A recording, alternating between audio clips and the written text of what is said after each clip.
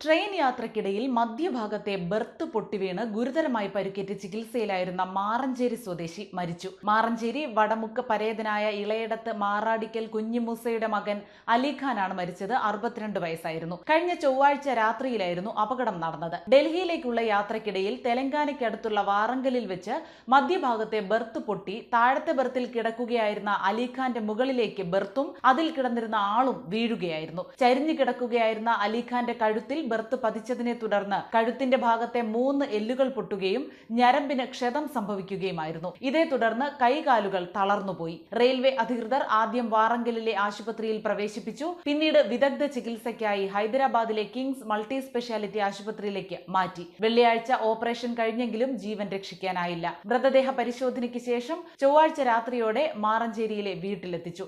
ഖബറടക്കം ബുധനാഴ്ച രാവിലെ 8-ന് വടമുക്ക് കുന്നത്ത് ജുമാഅത്ത് പള്ളിയിൽ നടക്കും.